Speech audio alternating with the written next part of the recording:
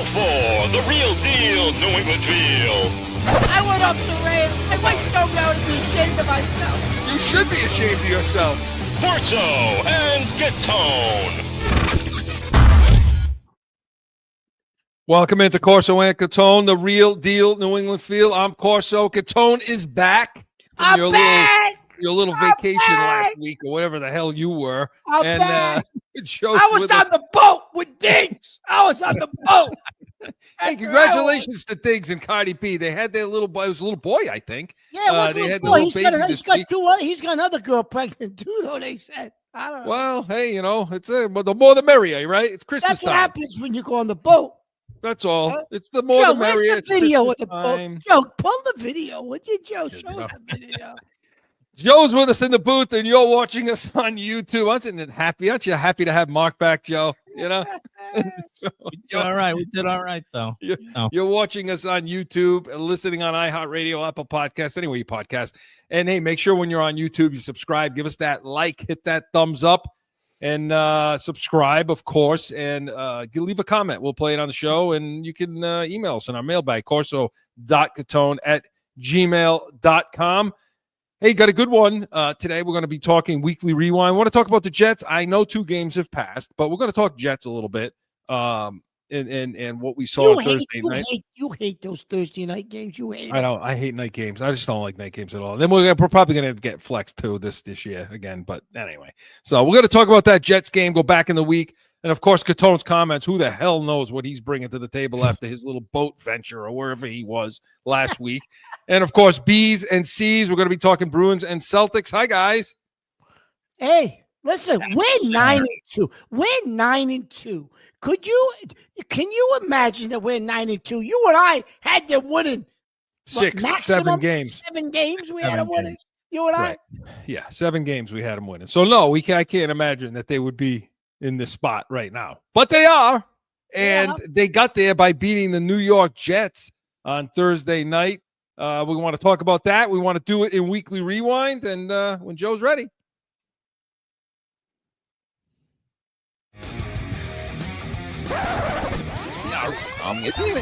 Going back through the week, about a Weekly Rewind. May back under center, victory formation one more time, drops to the knee, and the Patriots are going to win over the Jets by a 27-14 final score tonight. They're going to beat the Jets for the 17th time in the last 19 encounters of these division rivals. The Patriots are going to improve to 3-0 in the AFC East. And they've won their 8th straight game for the first time, an 8-game winning streak for New England since 2019, when Tom Brady was the Patriots quarterback. And that, of course, was Bob Sosi and Scott Zolak on the official call on the flagship station 98.5. With the win, the Patriots go to 9-2, 27-14 mark. And let's discuss it. Let's talk a little bit about it. Let's start, of course, with what we always start with. Let's start with Drake May. So what did you see? Because, again, everybody's with the MVP no matter what. I mean, that's what you're going to hear now going forward. But Mark, he's putting up, the numbers for it. Now, he doesn't have the touchdowns, from Thursday. He didn't have many touchdowns, but he was 25 of 34 for 281 yards, 1 touchdown. I think, again, passer rating of over 100 again. So he's making the right decisions. He's getting out of the pocket. He's not making the old Tom Brady adage of, moving forward, don't taking negative plays, throwing the ball away, keep the ball moving forward. He's doing that now, Chris. He's understanding that, and it's only year 2. He's running out. He's making plays. He's making yards.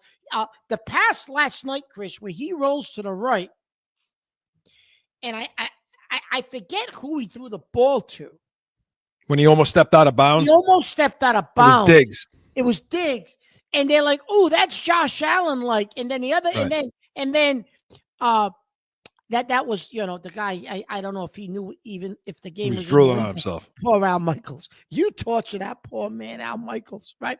It took him out of the home to do the game.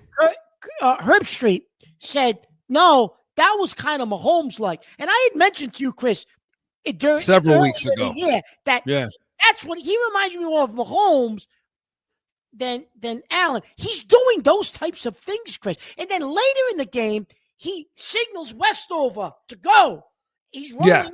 And he had him, and it was... He had him. He just missed him. But it's Westover. That's why. Westover. But those are the things, Chris, that, we talked about, at the beginning of the season. Well, you talked about it after the Buffalo game. But because what prompted it was when he held off that 300-pound lineman and threw off his side when we were in Buffalo, and that's when the show after that is when you mentioned it's a little more Mahomes-like. But you talked about Chris McDaniels early in the summer. You said you went back to the video when McDaniels said about filling the buckets? Yeah, filling the buckets and filling the cup. Yeah. Right. Well, guess what? Filling the cup. This kid's absorbing everything he gives him, and he just keeps filling it and filling it and filling it, Chris. He's way ahead of where I thought he would be at this point. Listen, he played well against the Jets. He played well against Tampa. Tampa was not his best game. You can tell he's missing Booty. I don't care what anybody says. The receivers need to be upgraded. But, Chris, he's not making mistakes. He's not turning the ball over. Yes, he threw that bad pick in the end zone against Tampa. And we didn't get a chance to talk about that. You can't make that mistake. That was a mistake. You can't. And that play took him under 100 passer rating. If he doesn't do that, he ends up over 100 again. Right, now he would have had 10 games in a row. Yes. Because he did it the other night. And you can't make that mistake, Chris. You need the field goal in, whatever. But other than that, Chris, listen, he's playing. Chris, he's playing as well as anybody in the league. Yeah, and what I'm seeing, the poise out of him in the pocket. Now, the offensive line, I thought played at first glance. I'm like, geez, but they played pretty well actually. Campbell had a nice night, actually against Johnson and McDonald over there on the edge. Chris, and are we ready to say Campbell? Wait a minute. Say Campbell is your left tackle of the future? Well, yeah, no, I'm not ready to say that. But he played well. He played well last night. I thought the offensive line pretty well, but they played well in conjunction with May being mobile in the pocket. That's the thing that I'm seeing from him in last night. The reason why I think May is an MVP candidate, is because he's doing it in a different way every single week. Every week it looks a little different. If he needs to get outside the pocket and create off-schedule plays, then he's done it. He's doing it, right? If he needs to, just like he did last night, move within the pocket, that Brady mobility within the pocket. There was a play where they had two edge rushes coming, two wide nines coming off the edge. Campbell and Moses both were able to kind of, at the last second, kick him upfield a little, and May stepped up and made a nice throw downfield. That's the kind of mobility he had last night. Not so much getting out of the pocket and running or getting out and making those Mahomes plays on the sideline, but more so within the pocket. And that's the kind of poise that I'm seeing, that mobility in the pocket, So, and his play, listen, the coach. Chris, the mobility in the pocket is what McDaniels wants to see. That's it. Because that's real football, big boy football. That's NFL football. That's what you have. It's not that college roadrunner crap that we see, and Vrabel, they agree. Performance in general has been, what we expect. And, we have high expectations for Drake. He has high expectations for himself. He'll continue to improve.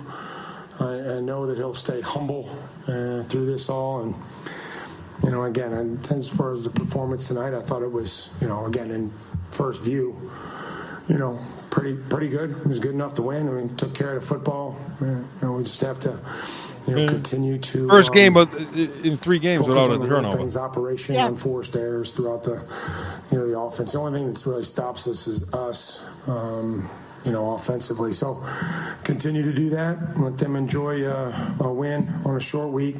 And like I told them, I'm excited. We're 9-2. I'm excited that I don't have to see him till Monday. He's playing at an elite level right now. I'm biased, but I think he's the best player in the NFL. There's no game that we're out of when we have him. And, he's just even though how good of a player is, he's an even better person and an even better teammate. So that just makes it that much more cool to, be able to share the huddle in the locker room and be friends with somebody like that. And, I just, look forward to the future and just continue to play with them and grow with them. And as we all continue to grow in this offense, and, he's got everything in front of him, and I'm super excited to be a part of it. Shoot, he's my MVP, man. I love him to death. As a player, obviously, I love him to death as a person. He's my guy. I'll go to bat for him, wherever he wants. I love competing with him, love playing with him, and just love being on this team with him. So that, of course, was Mike Vrabel, Campbell, and Hunter Henry talking about Drake May. Mike, it isn't. He's got this team wrapped around his finger right now. I was just going to say, Chris, he's won over the locker room. Yeah. And so that reminiscent of somebody else we had, and I don't remember anybody saying that stuff about Brady though. Well, not after year two. No, not after year two. Eventually they did. You're right, Joe. Eventually they did. Not after year two. Chris, this kid's way ahead of schedule. Listen, all I know is Kraft better get ready to pay $50 million a year. 70. So. They better get ready and figure it. They better get ready and figure it out, Chris, because that's what it's going to take for this. You're going to have but to Joe's point, and I think I don't want to put words in your mouth, but I think what he's saying is Brady. You wanted to play for Brady because you kind of feared him a little bit. Choose your words carefully. You kind of feared Brady a little because I know you were Belichick. No. I'm saying you wanted to play with Brady. You wanted to play for Brady, but you didn't want to screw up around Brady because you were going to get your ass kicked and reamed out by Brady if that happened. But the love they have for this kid, and the genuine person Chris, that he is. He's a humble kid. He's genuine. You listen to him, Chris, in the press conferences. He's a kid. Yeah, he's shoot, man. Shoot. Yeah, they ask him about the MVP. He's like, shoot, I don't know about all that. He's a kid. He's a kid. So the players love him. He's playing great. Everything's coming up. He's my son's age. He's my son's age. That's scary. Sick thing, isn't it? The kid's kind of playing to be an MVP in the league. He's my son's age. Like, really? It's crazy.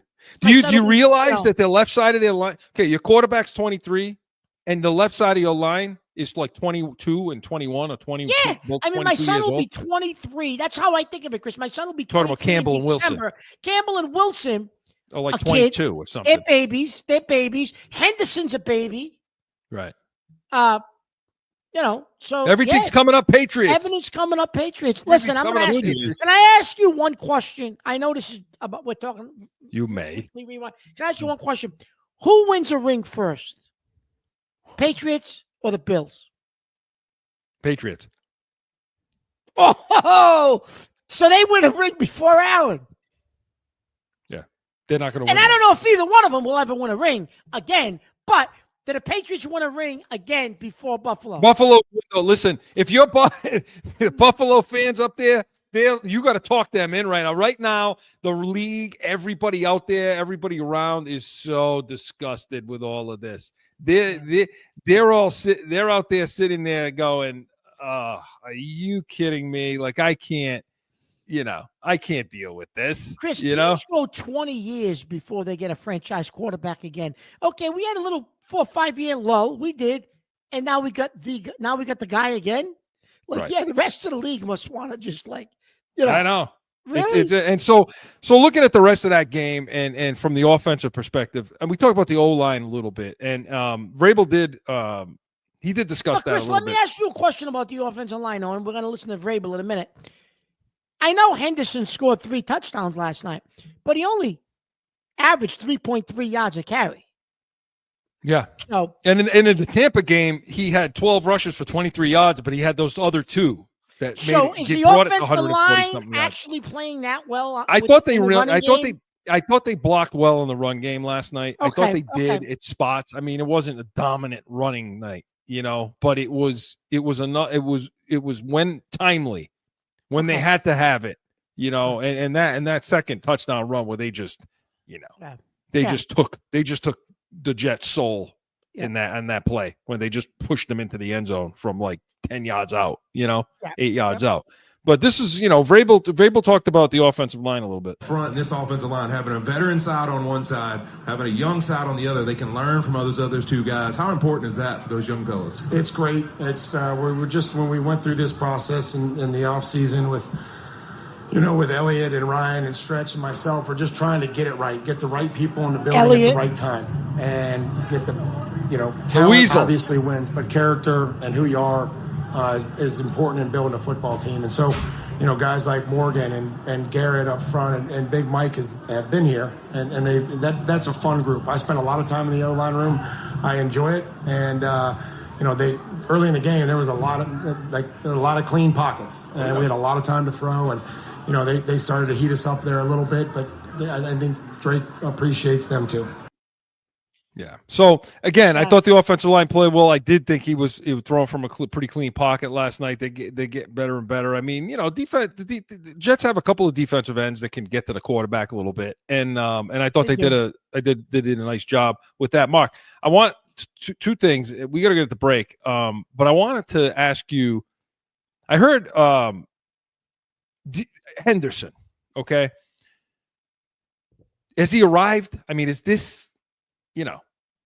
Have we seen the breakout game? Has the kid arrived? Do you trust him? Yes, and you said though earlier in the season when we kept going to Stevenson, even when he started fumbling, you're like, but Mark, you wasted a second-round pick on this kid Henderson. What are we doing? Like, get him out there, put him on the field, get him going. Like, what are we doing here? Like, you don't waste a second-round pick that high on somebody and leave him on the bench, especially when the guy in front of him is fumbling. And I don't know, again, and this goes back to, and we talked about this many times, the first 6, 7, 8 weeks of the season, Chris, Vrabel building the trust, the culture. I got your back. Because there's no way this kid shouldn't have been inserted into the lineup once Stevenson started the fumble. So, yes, this kid has arrived, Chris, and McDaniels is running that outside trying to He's figuring out how to use him. He's figuring out how to use him. They put him in the backfield last night to catch a touchdown out of the backfield. He's figuring out how to use him. That's a good way to say it. I don't know because I think he'll throw in that being at the game, I saw Mace find him a lot as opposed to I know he's the check down, but it's but he would move up in the pocket and then find him over the line and get it to him. And Chris, to Joe's point, you were mentioning, Chris, at some points over the last 3 or 4 weeks, Mark, my only critique of May is, but he's got a check down and he's not throwing it to him. Last night, to Joe's point, he was looking to Henderson as a check down, Joe. Yeah, he did. Henderson had what was it? He was the second leading receiver on the team. Joe, what was the crowd like last night, Joe? Crowd was out of control. It was great. I mean, it was freezing, but the crowd was still in it. And they were loving every minute of it. I mean, it's the Jets, so anybody with a Jets jersey, it's like they get rowdy. Joe, so was the guy there who goes up and down the stairs? Crazy guy was there again. Crazy guy was there. All right. So listen, the offense, for as much as we thought it was going to be the defense this year that carried this team, it's not. It's the offense. The offense is carrying it, namely Drake May, with how he's handling the ball. And you're right, he did hit the checkdowns last night. Average yards per pass last night was about 7 yards. So he was hitting the checkdowns. He was throwing to the outlets and what the Jets gave him. I thought they played well. You could tell it was flat a little bit. It was. I mean, coming off that Tampa. You go down to that humidity. You play in that kind of weather. Now all of a sudden you're back. You're playing in that kind of weather last night. You're on a short week. It's not easy. Anybody who thinks, Chris, this wasn't a letdown game was fooling themselves. And we battled through it, and we won. Yeah. So I thought the offense played well. I want to talk about the defense when we come back. This Chris, portion. Can I mention one thing about the offense before we switch to defense? Yeah. Kyle Williams stinks. And I'm going to call Phil Perry out right now because last week he was throwing bouquets of flowers at him because he caught a pass that had nothing to do with him. He's got no clue. He stinks. The kid stinks. He was a bust. I called it a bad pick when they picked him, and I'll stand by that. Yeah, you should. And you know what else, too? Yeah, absolutely. They need For anyone out there who thinks, oh no, they got all the weapons in the world. No.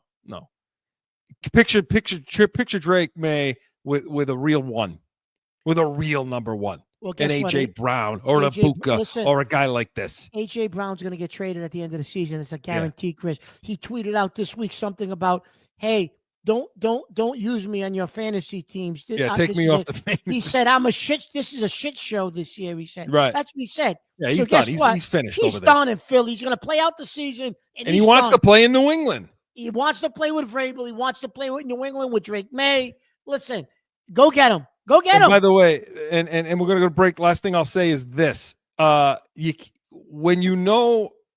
how you know a quarterback is an MVP and has arrived. When you can't blitz him.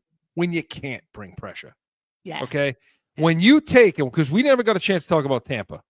When you take one of the best defensive coordinators, Todd Bowles, who blitzes the hell out of everyone, and you reduce him to blitzing as few times as 14 times, I think that was it.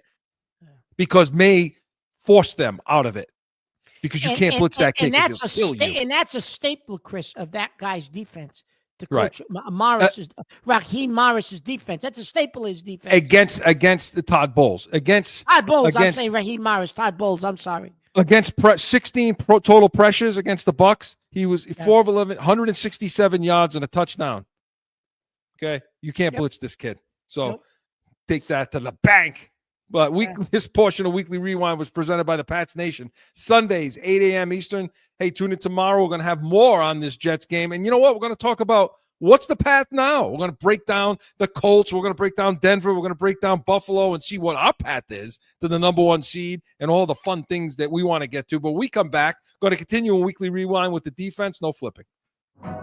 Sundays are for football. And here in New England, that means it's the Pats Nation with Corso and Catone.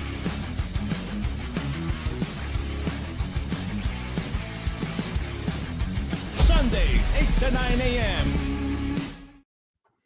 Back in with more Corso and Catone, the real deal, New England feel. All right, Mark. So, let's get over to the defense. Let's talk a little bit about the defense. Didn't they set the edge well last night? I'm gonna let Greg Bedard talk about the defense a little first, and then I will comment after that. Vrabel sounds like he's getting increasingly annoyed, about it. He said something about like he has to remember that they played stretches of good defense also. So I think he's starting to get pissed. In a lot of these games, like I just haven't understood, what the approach is. Like you're going against Justin Fields, who throws for like 100 yards a game, but he's a really good runner, and that's one of the only weapons that they have on this team. You don't have a better plan. You're not like more conservative to be like, we're just going to make them run from the pocket. I mean, how many times were they going to give up edges in the running games on little RPOs that aren't even all that complicated? So definitely frustrating. I think, a little bit of, they're going to have an extra time off of this game, and then also they have the bye week in a couple weeks. So that's something that needs to be fixed. I think Vrabel's talked in the past that Ben McAdoo's a guy who's, scripting against the defense. I think maybe we need to find another scripter. I think so. Because they're not preparing this team to start games fast, and they're going to need to against better teams. And that was Greg Bedard of the Boston Sports Journal. Mark, I was more than pissed off at the defense last night. Yeah. Now, you can say, okay, well, they allowed that touchdown drive that took half the quarter and it was about 14-play drive, something like that, some crazy thing like that. And then all of it was on the ground pretty much. I mean, Justin Fields, I got to put the Rothsteins on for this. He was 11 carries for 67 yards and a touchdown. 11 carries, 67 yards and a touchdown. And I disagree with Bedard. It's not RPO, it's RO. They were read options. They weren't read pass options. Okay, don't give them that much credit, Greg. Okay, they weren't. I'm going to read it and pull it back and throw the ball. Never a shot he was ever going to throw the ball on those mesh plays. He was read option, like college, and we stunk defending it last night. That's a good point to make, Chris. They weren't RPOs. That's a real good, insightful point. We stunk defending the edge last night with him. defending those mesh. I saw Bonmore just run. He chose, instead of tackling the mesh point, where the point is, where he's handing the quote to the running back and deciding, I'm going to take it or I'm going to hand it. And Bonmore was right there. Tackle them both. Hit them both. Chris, you know what was bad too on the touchdown? Landry knew what it was and still couldn't get there. That's just he's just not. But he lost his leverage too, though. Yeah, what the hell was that? He dipped in a little bit, and as soon as he got look, I tell players all the time that are trying to set an edge and trying to play, their forced player. Yep. Okay, the outside guy. Take your inside leg and line it up to the center of the back of the runner. Just take your inside portion and line it up to their center. So you always have the outside open for yourself to be able to get out there and so they can't bounce, because every player wants to bounce. They want to get it outside. That's the goal. And Landry, once he got head up on Fields, he was beat. That was it. And then he looked like he was in quicksand trying to get out there. He was in quicksand. So no, they defended. They were terrible on the edge last night. It didn't matter who it was. Your buddy Tavai. Oh man, please. It didn't matter who it was. Chason, Jennings, Pond. It didn't make a difference. They were terrible on the edge. And there was even a play at the end where they read it. They took Gonzalez and they put him out there to force that, and he still got beat on the to the edge. Yeah, they need a lot of work there. And Mark, the other thing, Chris, talk a little bit about the zone coverage versus man, because I know this is driving you out of your mind. We listen. They have not figured out a way to utilize our man cover corners. Now, I will say this. Davis, I think, is getting to be as close to a bust as a free agent pickup as you're going to get. Okay. I watched him last night, and I think it was on Mitchell.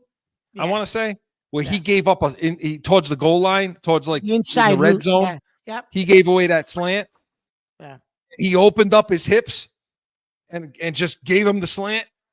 And I'm like, I lost my mind. I'm like, what the hell are you opening your hips for? He's not going by you. You're in the red zone. Stay square.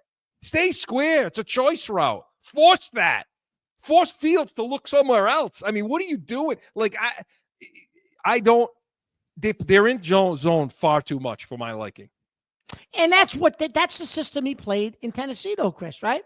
It is. In Tennessee, they like the zone. They like to be in the zone, and they like to, they develop their front four, and they would get pressure with their four, and that's how they did it, and that's what they want to do here. Except you don't have zone corners. Christian Gonzalez, great corner, but he's not a zone corner. He's a cover man corner. He's a guy that can lock up. He struggled a bit last night, Chris, as well. He didn't have a good game either. I didn't think he had a good game. They were praising him, and I'm like, I don't know what you're looking at, but he blew that tackle on the edge, okay? There were several times where I think it was Mitchell. I want to say it was Mitchell. Dropped the ball. The ball was just overthrown. He got beat several times, Chris. You're right. Guy dropped the ball. Field is terrible. You're right. It was. I thought Gonzalez had a poor game. I thought it was one of his worst games last night. I didn't get. You didn't pay for it. You didn't get hurt on because the other team. Well, guess what? You will next week against Higgins and Chase. Right. Yeah. Exactly. So maybe he's saving all his energy for that. I don't know. Maybe. But Mark, the other issue that I have, okay. And Greg Bedard talked about this after the game. This is what he said. Their third down defense has started to get a little shaky here of late. And, of course, pass rush has to do with that, the ability to get home with 4. And are they going to have enough at edge to last this season and be effective? I think it's a big question. So that's one of my problems. Okay, and we said it to you at the beginning of the game last night. Why can't this team get any pressure on the quarterback with their front 4? What's happening? Yeah, and it was worse when Williams went out, Milton Williams, because, obviously he's one of their better pass rushers. Right. So, yeah. But even when he was there in the game, and this is 2 weeks in a row, Chris. They couldn't really get to the Okay, in key situations, they got to Mayfield last week. They had 2 sacks last night, and those were late in the game. They were late, yeah. Listen, if this is going to end up, to Bedard's point, Chris, this is going to hurt them if they have to go to in a playoff game and say you got to play a team like Kansas City and you're going up against Mahomes. If you can't get pressure on him, Chris, he's going to kill you. Yeah. Kill you. Now, like when they go play Cincinnati, and we'll break it down next week. And listen, Joe Flacco's a statue back there, so you should be able to do something with him. But Mark, you know what the problem is? Landry, I don't know what happened to Landry, but he hit a wall. Landry is not, first of all, he's not a guy that has any outside moves to the quarterback. He's another one-trick pony, Chris. Right. He's only an inside guy. He's only a guy that can make a move on the inside and get any pressure that way. He's not getting into anybody on the outside. And to me, I'm to the point where I want to take him off the field. You know? Yeah, that's Vrabel's guy. Out there. That's Vrabel's guy. He won't do that to him. No, I know he won't. But it's a problem. It's definitely a problem, and it is going to be a problem. And I think he signed a 3-year contract. Yeah, no, we have who we have at this point. But those were the things that I saw last night on the defense that have to be cleaned up. They've got to figure out how we can get more pressure. And listen, you stop fighting it. Stop fighting it. You have cover corners. You have man corners. Use them and bring the heat. I mean, that's it. Just get creative, get exotic with your blitz packages, and listen, bring people. In his defense, like Flacco next week should see heat, all kinds of heat. Chris, in his defense, and I know he's out because of illness. Williams, that first week of the season against the Raiders was bringing heat, Chris, constantly. I think he realized I got cover corners. Now, they got beat bringing the heat. However, I think he did realize with my 2 corners, Gonzalez didn't play that game, but I think he realized I'm going to have 2 cover corners on the field. This is the way we're going to get pressure. Right. Now that Gonzalez is back, I bet you Williams, Chris, would have brought some exotic looks to get pressure, but he's not there. You know, it's a good point because people keep asking the question, why can't this team start better? Why don't they start the game better every week? The defense, I mean, and they allow first possession scores all the time. And, I wonder if, you don't have your DC. Now, you haven't had them for a long time now, so I get that. You should have made adjustments by now. Yeah. But I'm wondering if in the game plan, if when they're game planning, they're not, and they're watching film, there's got to be some deficiency in their preparation, the coaching staff, that they can't put a plan in that gets you out of the gate. Where you have to adjust. Correct me if I'm wrong, Chris. Last week against Tampa, the touchdown that Ibuka scored, wasn't that on the opening drive? No, I don't think it was the opening drive. The second drive? It was the second drive, maybe. Second drive. Okay. And he was wide open. They blew the coverage. It was a zone look. Yeah, again, another zone coverage. When Gonzalez was on Ibuka, it was good. When they went zone, it was a problem. Why are you playing zone coverage against him? I don't know. So, we'll see what happens with that. A lot of stuff to clean up there. The only thing before we get to Catone's comments, I want to talk about Vrabel a little bit. Again, we got to keep talking about this because the team buy-in. I mean, this is what Vrabel had to talk about after. Had to say after. Testament to them, first of all, and it gives us. They take the coaching, they take the hard coaching, they take the constant coaching. We tell them we're going to coach the hell out of them Monday through Saturday, and then Sunday is their day to go and play and let it loose. And they have, and we have a lot of guys that have taken advantage of opportunities. When you do that, you earn more opportunities. We've got great leadership at all 3 levels of the defense. I'm proud of the way they play. We sometimes we give up the first drive of the game and then we go 3 and out for 5 or 6 more series. So, they learn quickly and they adjust. We sit there and talk about culture and the turnaround. Take us inside the building and what this guy has meant to you this season in the turnaround. Yeah, he brings it every day. He brings it every day, and he cares about us. He coaches hard, but he cares about us. We love playing for him. I love playing for him. He's not, he's coaching me on different things besides where to throw the ball. And I think that's the biggest thing about him is coaching, leadership and coaching me every day. And he says something to me almost after every drive, and I just appreciate what he's done for me, what he's done for this football team. And I think we're just looking ahead and still have some more left out there. That, of course, was Vrabel in May. Mark, how's Vrabel doing this? How's he pulling this off right now? And is he coach of the year? Well, yeah, I think right now, I have to say he's your leading candidate for coach of the year. Well, first of all, one of the things, Chris, if you notice in the Tampa game, a couple guys went down. He ran right on the field. He's there, tapping him on the back. He's to the guy he benched for a quarter the week before. Yes. Yeah. So listen, guys, I'm going to say this right now. It's November, whatever it is. Guys are going to be lined up to come here in free agency to play for Vrabel and to play with May, and Vrabel knows it. If Mr. Kraft is willing to pay, guys are going to be lined up to come here in free agency, Chris, to play with May and to play under Vrabel. He's done, I think, what he probably thought maybe they could build here. I don't think he even thought it would be at this point this quickly. No, nobody did. Because, Chris, when he was at Tennessee, he wasn't necessarily a player's coach, but he's become a player's coach.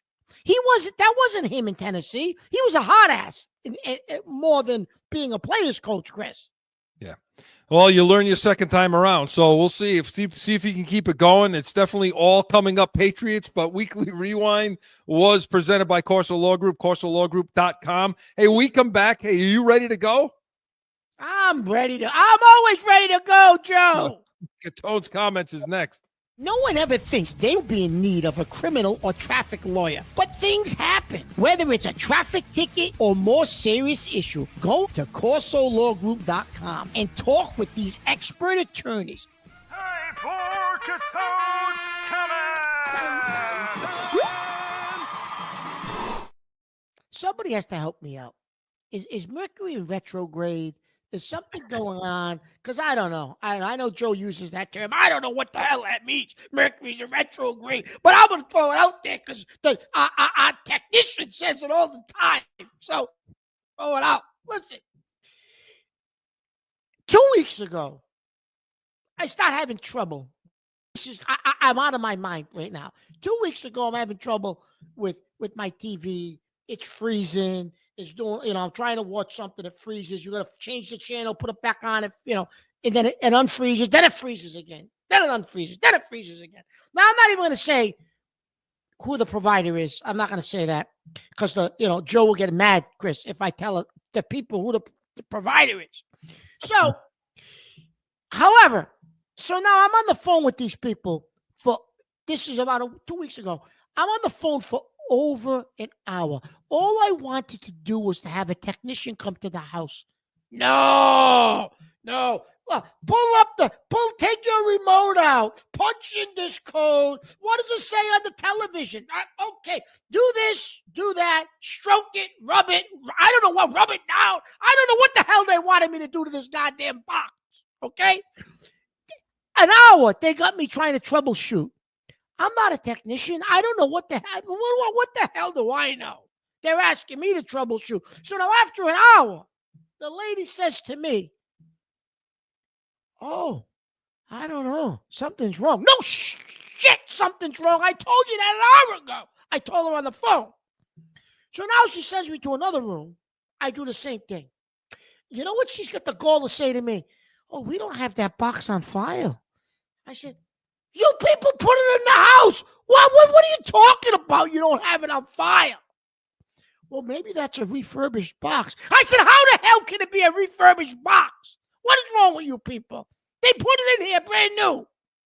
So now she says, "I'm going to overnight you 2 new boxes. You put them in, you sink them, you'll be all settled, fix the problem." I said, "Wonderful, overnight them." She overnights the boxes. Wonderful. Now, this lasts a day. The following day, starts freezing again. Call him back. Finally, they give me a ticket. They say, we'll send a technician. Our technician comes out. He goes through. He's looking at the internet. He says, oh, yeah, your internet signal's good. It's strong, this and that. He looks at some other signal. He said, well, this is a little weak here. It's okay here. He said, we might have to hardwire these. We might have to hardwire them, but we don't want to go there yet. He did a couple of different things. He says, I'm going to give you my personal cell phone number. If it freezes again, you call me. I'll either come out or I'll get you a quick ticket and okay, wonderful. 2 days later, same goddamn thing happens. I call this guy's cell phone number. I said, you remember me? I call you were here, but yep, okay, yeah. You know what? I'm tied up today at a job, but I'm going to put the ticket and they'll get right out. Okay. Nothing. Zero. Nothing. I called up. They don't have any record of anything. I don't know who this guy. You're bullshitting me. Why are you going to tell stories? Tell me, call the number. I'll call the number. So now I called them back. I'm back and forth with these people. Now it's the day of Tampa Bay game. I had a bad week that week. Obviously, I wasn't on the show. I go put the game on. Nothing's working. Nothing. Now I'm out of my mind. Now I got to use my phone because internet, nothing's working. I got to use my phone, hotspot, stream it off my computer onto the television. It's delayed, but at least I can watch the game. Okay, I watched the game. Now they send another technician. Our technician comes out. He's looking at the boxes, this, that, the other thing. He says, now listen, they sent me 2 new boxes, by the way. They overnighted them. He's looking at the boxes. He said, these boxes are awfully hot. He said, they shouldn't be this hot. He said, these are new boxes. They probably sent you refurbished boxes. I lost my mind. Refurbished boxes. What? He goes in the truck, gets me 2 brand new boxes. He said, yeah, I'm going to give you 2 brand new boxes off the truck. He does something on the outside of the house. He said, well, why didn't the technician replace the box on the outside of the house? He said, we don't use these anymore. He said, when they installed the stuff in your house, he said, they should have replaced this 5 years ago. He said, this stuff, it doesn't connect. It doesn't match the Wi-Fi service you got. He said, I don't know what they did. I said, just replace it. He replaced it. He goes downstairs. He does something. He said, oh, well, this does no good either. This doesn't match what you got for technology. It's a power pack or something. I said, what are you going to do? He said, I'm going to replace it. I said, okay, replace it. He replaces it.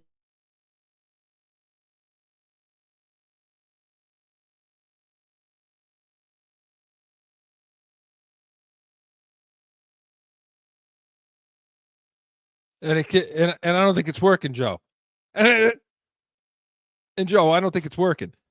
He hardwires it. Now he says, in this other room, if it continues one more time, I'll come in and hardwire that. I said, well, why don't you just hardwire it now? He said, I got to drill a hole. I said, well, drill the goddamn hole. I ain't playing this game. I ain't calling you back. I said, you're here. Drill the goddamn hole. I don't care what you're going to do. Just do it.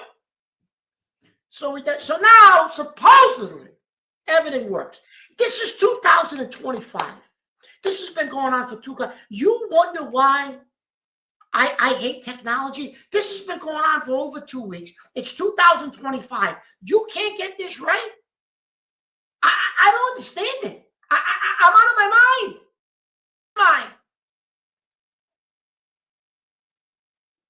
Okay. Out of his mind. And first of all, okay. Wait, let me go first. I have to. He had to have planned that, Joe, this way. He had to have planned it in this Catone's comments because he's gone. What now happened? He's gone. They need to get the guys back again. Mark needs to get the guys back out there again because now he's completely disconnected from the show. So we lost his audio during the show. During Catone's comments, we just lost his audio, and now he's off the screen, Joe. Completely. So whoever the hell came out there to work on his stuff got it complete. Got it all. Here I am. They disconnected, and I get disconnected with this goddamn technology. Do you believe this? I'm gonna bust the joint up. I said, I think he planned it. I said, I think he planned it because all your stuff his stuff went out during Catone's comments. So I think you're going to get them back again now, because listen, Mark, do yourself a favor. Joe, why this is how in 2025 these idiots can't get this correct? Because they're idiots. I'm going to say it. They're idiots. And by the way, you were correct. Mercury is in retrograde. Of course it is. Is that because I still don't think your mic? Still think you're talking off your computer and it's not on the regular mic. No, Go check your settings. I'm going to give you the solution and choose the right mic. Listen, why don't you just go to the holistic approach like I'm going to do? Okay. Holistic. Yeah. Listen. See all the stuff behind me. All of this. Say goodbye to me. Be good now. I'm going to get off the grid. Yeah. Okay. I'm going to get rid of my phone. I'm going to get rid of the internet. I'm going to get rid of all those TVs you see in the back. I'm going to turn them into just put pictures on them so I can just stare at the picture on the screen. That's what I'm going to do. I'm not going to watch TV anymore. I'm not going to watch any more sports. I'm not going to do the show. I'm just going to that's it. I'm going to get off the grid completely from technology. What are you going to do? That's what you need to do. I don't think you can't do it personally. I think you totally can. I don't think they'll let you. You'll have no way to actually get off the grid. That's what you need to do, Mark. You need to just disappear off the grid. If I disappear off the grid, you'll find me in a gutter somewhere on the street. You know what's funny? It kind of on this, but not really. I was talking. Who the hell was I asking? What do you think would happen? Okay. Yeah, Mark, they're morons. I mean, you try to deal with these companies and these stuff, and then when you call somebody, I don't know who I'm talking to, and I tell them flat out, I can't understand what you're saying to me. I was probably talking to somebody in Singapore. Like we're at the beginning of the conversation, and they're asking just to verify my account. We're already going down a bad road because I don't know. I can't understand the language you're speaking to me. So how the hell can we even get started? So you're probably dealing with that too. But listen, what do you think it would be like? Like, Joe, if you took Mark, okay, and you dropped him. Now, it may be okay because we were there. We've done it before. We were there. We were there. He knows what I'm going to ask. We lived it. If you drop Mark in 1984 right now. I'd be all right. Oh, better. I don't know. Listen, I'll tell you what. I wonder if we'd actually go lose our minds. Because you have nothing. You have no instant anything. Nothing. Yeah, it's true. Yeah, it's true. You got the phone on the wall, and that's it. There's no computers. There's no internet. There's no instant news. There's no instant sport. There's nothing. Yeah. You got 4 channels.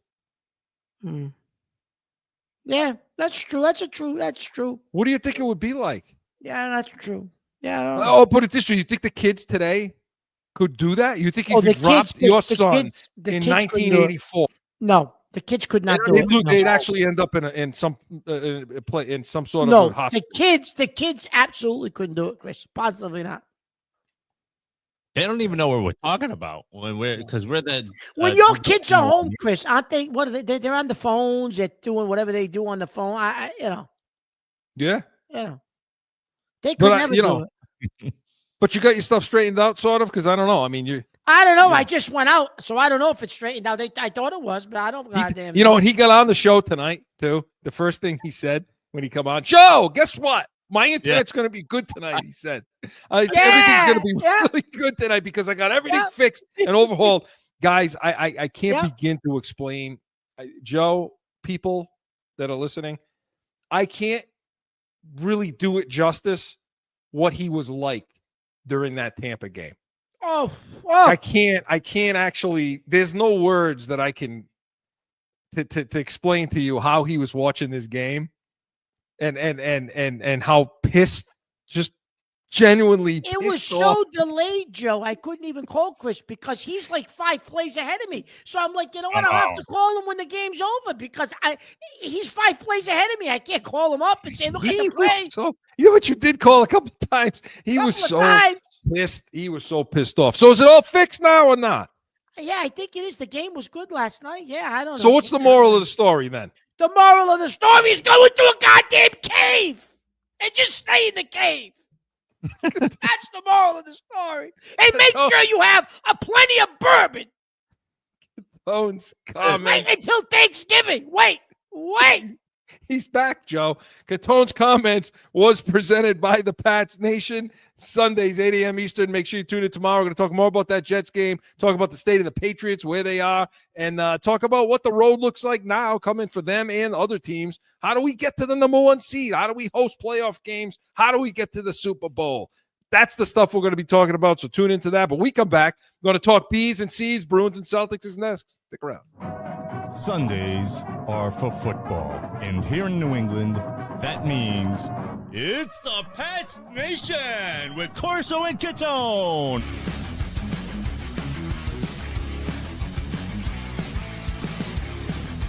Sundays, 8 to 9 a.m. Back in with more Corso and Catone, the real deal New England feel. All right, guys, let's talk a little Bruins. Let's talk a little Celtics, B's and C's. Joe. Hit it! The Boston Celtics are the world champions, and they have shown the world how great a ball club they really are. Screen shot,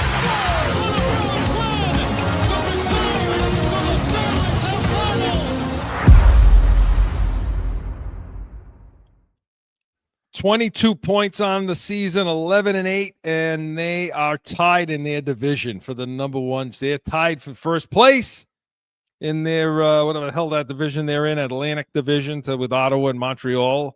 Is the Boston Bruins. You're in shock. Yeah. Are you not? Can they sustain this, though, Chris? You know, I think they can. Okay, why? Because, first of all, for as much look, I thought that Marco Stern was as big of a cartoon character as we all thought he was. Okay? Yep. And maybe he is. I don't know. But what I like about this guy, Joe and I talked about this last week, remember, Joe, on the show, is he doesn't care. He doesn't care about calling guys out. He'll call them out in the press. He'll call them out in the locker room. He'll bench guys. I don't know if Lorai's seen the ice since that terrible game that we pointed out that he had. I don't think he's been back. No.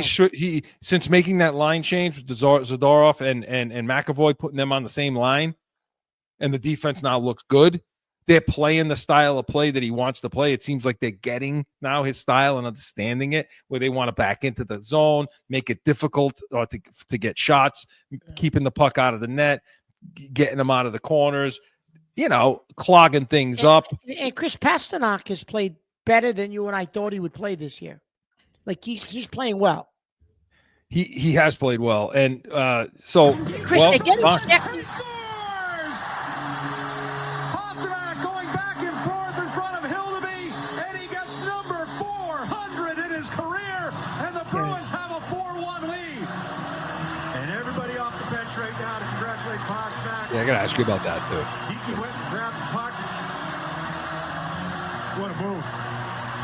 You got to feel for. Just out of the got to feel for Hildeby, right? First chance that could have easily been a goal on the rebound. And then the second one he faces is a breakaway from a guy that's about to score his 400th goal on David Pasternak. Pasternak forehand, backhand, back to the forehand to finish this off. What a move. That was, of course, David Pasternak scoring his 400th goal. Mark, I played it because you mentioned it. Yeah. And Chris, they're also getting secondary scoring, like from guys like Geeky and Kastelik, which I didn't foresee that happening. So they are getting contributions from other guys, which is you and I didn't think they'd have any depth, but they're getting scoring from some other guys. The power play, Chris, has been better than we could have imagined. Right? They're actually during that 7-game streak, Chris. They were capitalizing on opportunities and they were scoring on the power play. Yeah, Konstantinov, guys like this that just you don't expect, but I think that they're gelling in the system that he wants to play, and yeah, I do think it is sustainable. I do. Swayman's playing better. No, You the know? goaltending's been good, Chris. Yeah. Good. You know, Carpasal, when he comes in, he's playing. So I do think it's sustainable. Now, are they a first place team? Probably No. not. But we didn't even think they'd be a playoff team, Chris. But you think they could be a playoff team? No, I do. I think that the line changes worked. I think they play hard for this guy. I think that some of these guys are buying in as far as the, getting called out and not wanting to be called out. I think like you say, the young guys are stepping up and playing well, and they're playing the style of hockey. They're playing the style of hockey they promised us that they would be playing.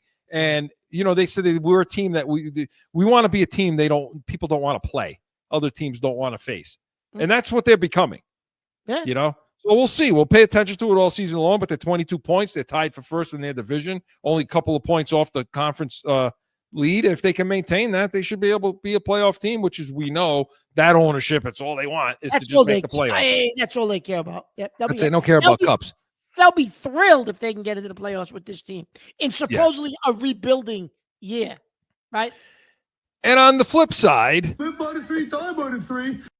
So the Boston Celtics. Let's talk about the We Boston have to Celtics talk about right the now. Boston Celtics. We have to talk about the Boston Celtics. So, Mark, it's just so damn frustrating. Can I it really say something, is. Chris, to start this off? Right now, they're what, 6-7 right now is Can their I say record. something? You can say whatever you want after this. Sure, Jaylen Brown is not a 1. He's not a 1. He's not an omega. He's not whatever you want to call him. That's not him. It's not him. I've seen enough. I know it's only been a limited number of games. I don't want to hear him say, I could lead a team. I choose to take, the back to Tatum, background to Tatum. You can't lead nothing because I'm watching you and you can't. Chris, he's not what he thinks he is, and he's not worth the money they're paying him. He absolutely is not worth. Listen, in combination with Tatum, yes, okay. I mean, scoring, Mark. Scoring. But he's not a leader, Chris. The game the other night against the Knicks. Not the Knicks. I'm way off. Sixers. Sixers. Why doesn't he have the ball in his hand at the end of the game? Yeah, that's the one thing. So that's the question I want to ask you. Chris, 2 weeks earlier, same thing. Pritchard's taking the final shot. The ball's not in Brown's hand. Well, what I don't like what I'm seeing out of Brown, like the other night, he was lazy, Chris, on the shot. In regulation, whatever it was, he's not even boxing out. On the play before the last shot, he's not even boxing out. The guy from Philly goes right by him to get the rebound and dip it in. You get aggressive. Box him out. What bothered me about that is he was out of position to box. What bothered me about that play, and as soon as you see it, you're like, why isn't he boxing out? But he was out of position to box out. He was going to help up at the point, up at the top. To the ball, to the ball handler, he was going to help on that for some reason, and I don't know why. Because what's his name? Is it Wallace? Who was out there? Had him. He played good on Maxey. He had him in a nice position. He was playing well on him. He didn't need the help, and so I don't understand why Brown came off to go help him. So if he did try to go box out, it would have ended up being an and one because he was out of position. But I agree. I mean, that's his guy. There was no reason for you to try to go help. Yeah, listen, he could score. Playing good defense all night. There was no reason to go help him. Great. Yeah, and so again, he can score. Brown's a scorer. He can score points. That's points. But in the regular season, Mark, if you have talent, it's not that tough to score. There's not a lot of tough defense being played in the regular season. Okay, no, there isn't. But yeah, the intangibles, they don't have that equalizer guy, the guy that can just take it all and make it go, like Tatum. Chris, he's not that guy. And they're going to probably be a 500 team this year, right? But let me ask you something. Is this a talent issue or is it because Missoula, because he's going to get a pass this year for what goes on. He absolutely is because there's no Tatum. And he talked about got to find the 2-on-1s. Okay. You got to find the 2-on-1s. That's it. As long as I'm coaching here, that's what we're going to do. We're going to find the 2-on-1. I don't know why this is so difficult. I don't understand why you keep asking me the same question. Well, Joe, we keep asking you the same question because it's always and it's always the same thing. So I don't see you find the 2-on-1s. I don't see that. Do you? No. This team. So is it coaching or is it talent? Is it talent? Which is it? I think it's a combination of both right now. Without Tatum, and it's a little bit of a lack of a talent. You know, they lost. Listen, there's no Horford, there's no Porzingis, there's no Tatum, there's no Holiday. You can't replace 4 guys, Chris, like that. You know, in one season. But they should be better than they are. But they should be better, and that goes into coaching. That leads right directly into coaching. Yes. And guys like Derek White are not playing well. No, right now, Chris, this team is what, 1 game below 500. That's probably where they're going to be all year, Chris. 1 or 2 games below, 1 or 2 games above. They're going to play around 500 basketball all year. That's just who they are, I think. And we're going to go, but I can't let him off the hook. Why the hell isn't Simons playing in the fourth quarter? Why is he benching him in the fourth quarter? Why does he insist on Pritchard and Hauser? That's coaching. You want Hauser on the floor? No, I don't. Absolutely not. No. These are bench players. Yeah, I love Pritchard. He's my favorite player, but he's still a bench player. He's a sixth man. He's not a starter. They made him a starter. He's not a starter, Chris, in the NBA. He's a 6th man. Simon scored 25 points the other night in the first half. He's not on the floor. He's not on the floor in the fourth quarter, and then you bring him back with 2 minutes after he went cold? Yeah, what the hell is a substitution pattern, Mark? What is happening? Why won't he play this kid? I don't know. I have no idea. Don't know. And you can't ask him because he gets defensive, Mazzulla, and he throws out a bunch of BS when you ask him the question. Oh, he takes a temper tantrum. Takes a temper tantrum like a 5-year-old. You inherited an all-star team, Joe. You inherited an all-star team. You won a championship with them. Let's not, back yourself down a little bit. Answer the question. And I will stick by my comment, my take, that they won that championship because somebody took out Denver, because they wouldn't have beat Denver if they made it. Well, there you go. So, good. Mark, hopefully your internet stays, stays good for the show tomorrow, But Corso and Catone was presented by the Pats Nation Sundays, 8 a.m. Tomorrow, we're going to have our full we're going to have our breakdown more on the Jets. And then we're going to talk about, is the number 1 seed realistic in the conference?